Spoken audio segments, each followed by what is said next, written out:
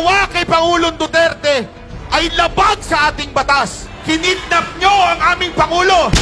Susubukan ko lang to the international media. This is not about Duterte and Marcos. This is not about America, US, Japan. No! This is about humanity. They kidnap our president. What will you do? Ayun pa kayo! Abuso na! Pasok ako sa loob! Pasok ako sa loob! Ihatid ko balik dito. Ihatid ko. Notary lang! Hinapon kami oras ba? Notary lang! Notary! Notary lang. Notary lang bro. Push. Yung pinag-usapan natin. Karapatan ng client. Oo. Ayun sir. Ako sir. Ano na ako? Pakiusap na ako sir. Pakiusap. Pakibukas na lang sir. Isama po ba sir si attorney sir? Yung magnotaryo. Yung magnotaryo. Yung notaryo publiko. Sir.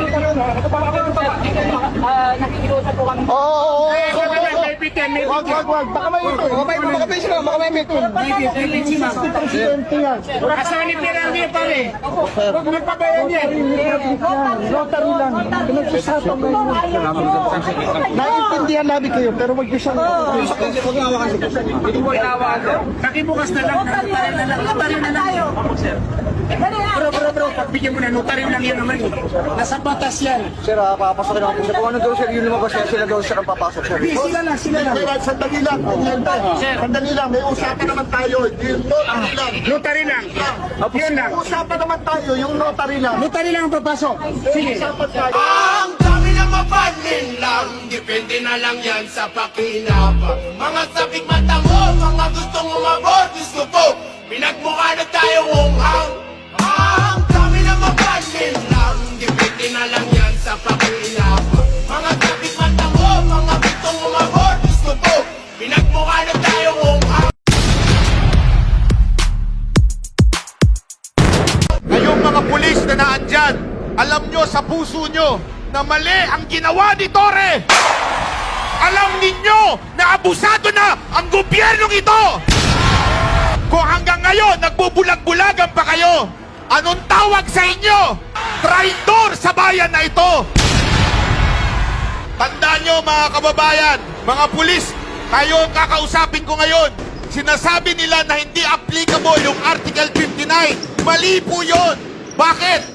Ginamit nila ang Article 7 para hulihin si Pangulong Duterte. Hindi pa pwedeng sundin ng isang article, yung isa hindi. Kahit ang Biblia sinabi yan. Tandaan nyo sa James 2 verse 10, basahin nyo. Sundin mo man ang lahat pero may mamiss kang isa. Guilty ka sa lahat. Ang ginawa kay Pangulong Duterte ay labag sa ating batas. Kinidnap nyo ang aming Pangulo. Susubukan ko lang to the international media. This is not about Duterte and Marcos. This is not about America, US, Japan. No! This is about humanity. They kidnap our president. What will you do?